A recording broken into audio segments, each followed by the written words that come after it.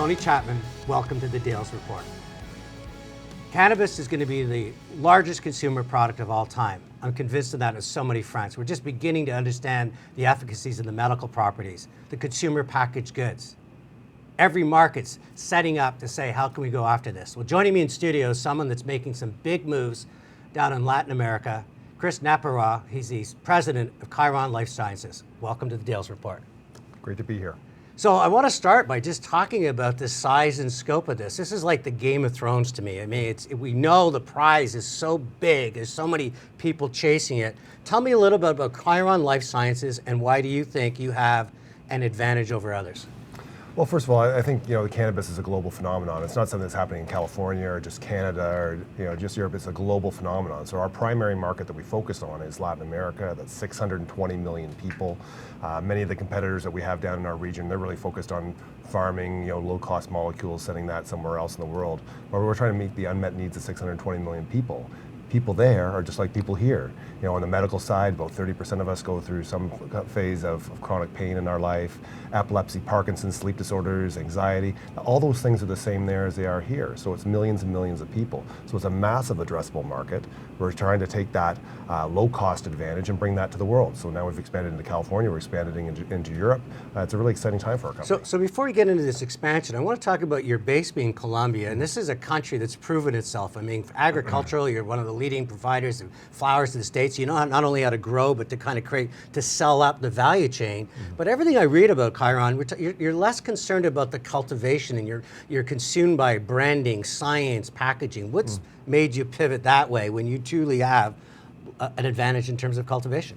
That's at our core. That's what we've always been focused on. And it's never been about grams and tons and square feet and yields. It's never been about that. It's not about that in any other industry that we know about. Danone's the largest dairy company in the world. They don't own any cows. It's not imperative to own the entire value chain. Brands and customer relationships, that's where the real value is, and that's where we're focused. So how do you establish brands in a market that's just starting to take hold? We're just starting to see the world come to terms with, as you said, some of the efficacy of medical cannabis. How do you establish your position so that when doctors become, their biases is towards maybe we can use organic and natural plants to cure this stuff, that they also think of you? We hire the best branding people in the world. That's what we do in every single category. It's all about people. If you're not part of an elite team, you're going to get beaten by one. So we spend a tremendous amount of time and money and effort recruiting the absolute best people, and we continue to do that. And so you start looking at the medical side, and I'm seeing that you're investing a lot both in doctor symposiums as well as really getting out and having this one-on-one relationship. What's the appetite for doctors? Are they starting to come around to this? Because we know big pharma is always whispering in their ear that's saying that their chemical properties are a better solution. So how do you break that down and have people say, you know what, you might be the best path for my patient? Yeah. Overcoming a bias that's built up over 100 years is not an easy job. At the core of our business in Bogota is a city of 11 million people. We have 2 large clinics. They're neuropathic clinics. We have about 120,000 active patients right now, and it's all about doctor education, and that's where it starts from. Here in Canada, we skipped that phase, and between 2001 and 2011, there's hardly any prescriptions. We're doing the opposite. We're starting with doctors. We're starting with doctors' associations, getting the endorsements of those medical associations, doing symposiums, educating doctors all over the place. Now it's been 3,000 or 4,000 doctors at least that have gone through our program, plus the 60 full-time physicians we have on our own staff. Do you get a lot of pressure from your investors that's saying that seems like the turtle trying to win the race? That seems like it's going to take some time. Do you push back and kind of saying this is the only real path to really establishing a long-term brand that's built on efficacy? I don't think there's a lot of shortcuts. At Khiron, we do not take any shortcuts. We play for the long game. We build enduring brands. We build highly defensible businesses in every category that we're in anywhere in the world right now. We bring in absolute top experts in their fields to run every part of our business. So I think it's a highly defensible strategy at the end of the day. Leaping out and we could be sitting on 2 million square feet of unusable space right now if we had followed the herd 2 years ago or 2.5 years ago. But instead everyone's pivoting towards us and we're all about customers and patients. So as we move on the medical front, you seem to be taking those really good steps. Talk to me a little bit about your consumer packaged good plays. Well, just a year ago, we launched our first brand called Cuida. Cuida means care in Spanish. It's a line of wellness products aimed at women. We have body lotions and creams and night creams and mists, and it's been an excellent program. We launched that with only 48 stores last Christmas. We're in 350 stores now. We'll be in 500 soon enough. We just got those products approved in the UK. We just made our very first shipment of Cuida into California. We're doing a big launch at the end of this month, and you're going to see that in many stores in California as well. So, we're taking our game to the world. So how do you, when you start going into the beauty category, there's a lot of people that have made billions in that space. How are you going to ensure that you can find a space, that there's room for your brand, knowing that there's going to be a lot of people trying to push you off that shelf? Right. Well, we're not pushing any of our own products off the shelf to get on the shelf, and that's the major barrier for others right now, is they would have to switch something out. But we've come up with an incredibly innovative product, exceptionally high quality, and when we show this to buyers, they just want to buy it. I don't want to overcomplicate it. If somebody wants to buy Cuida from us and put it on their store shelves, we're going to do that, and we're going to do that in the most expeditious way we can. So you made another interesting chess move when I was doing some research on you, and that was about acquiring clinics. So is that similar to your physician strategy? By having clinics, you got a ready-made customer base. They're already going to that clinic for a certain sense of a path forward. Is that the strategy doing that? Well, in the very beginning, we came up with a bunch of assumptions about how much it would cost to acquire a client and a patient. We were able to acquire the clinics for substantially less than that. And you can't own clinics and be an LP everywhere in the world, but in Colombia you can. That gives us a tremendous leg up, and we've built an enormous amount of goodwill. And as we're launching our medical products in Colombia, if you just think about it for a moment, we're not putting an ad on a website or hanging a sign on a wall.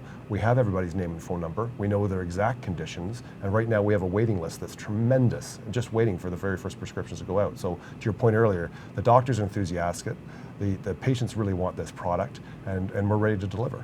So that psychology of making the patient or the consumer the hero takes usually the discipline. I see companies 20 or 30 years, but right now as a startup, I'm not saying you're a startup, you're much bigger than that, but who brought that thinking to you? Because that seems to be like mature marketing for a fairly new company.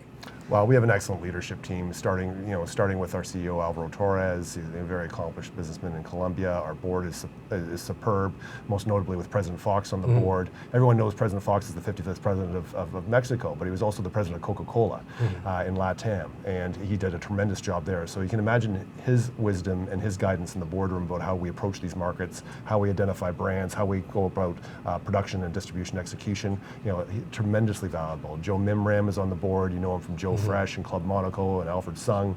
We've got a lot of bench strength and people helping guide, and then we hire the absolute best people to do that. So you've got this 620 million pond that you're fishing in, ideally positioned to. We're hearing some strong rumors of what's happening in Mexico. Are you going to be ready for that once they finally open the chute and let everybody chase that market? Yeah, we've built a great team in Mexico. Luis Chavez, who runs that group for us, is excellent. He comes from big pharma. We've been working with hospitals and medical associations. We held the very first cannabis symposium in February of this year. We're very ready for that. You know that we embraced the clinic strategy in Colombia. You might assume that we embrace a clinic strategy in Mexico as well. Like everything, it takes longer than you think it's going to take with the regulation.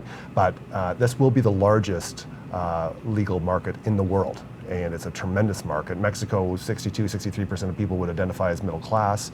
You look at any product category in Mexico, automotive, cell phone, beverages, beer, they're kind of numbered 10, 11, 12, 13 in every category in the world, so why not cannabis? For you. So then I want to just talk about, you've got this 620 market, but you're also flexing your muscles a little bit in the States. You did a joint venture with Dixie. How did that come about? Well, when the first draft of the legislation came down from Mexico, it also included adult use. Now, we're going to see whether that actually comes out or not, but we wanted to be ready to go with that. There's 32 million Americans that visit Mexico every year. They go down for 2 weeks. They want to consume American brands, so we secured those rights. We have other brands going into Mexico as well, and now we're starting to take a bite out of Europe. And then the last brand I want to talk about in the States, which is Arizona, which is, to me, amazing because, there's a lot of companies maybe desperately trying to get into it because their brands are falling on hard times. This is one of the most successful beverage brands in the States. It's still commanding great shelf space, great price point. How did you convince them to do business with you, and what are your plans with them? Well, Chuck Smith and Dixie did that deal, and we look forward to hearing how that all concludes. But I can tell you, beyond a shadow of a doubt, Every large consumer brand company in the world has people dedicated to looking at the cannabis market. All of them. All the alcohol companies, clearly the tobacco companies, all the pharma companies, they all have it. And we're party to many, many of those meetings because we help educate those potential partners for something down the road.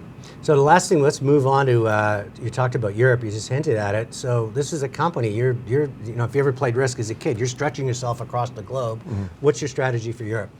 Strategy for Europe is the same as it is for the rest of the world. We're going to focus on consumers. We're going to focus on patients. We're going to bring in the absolute best people. We just hired 2 people from Canopy.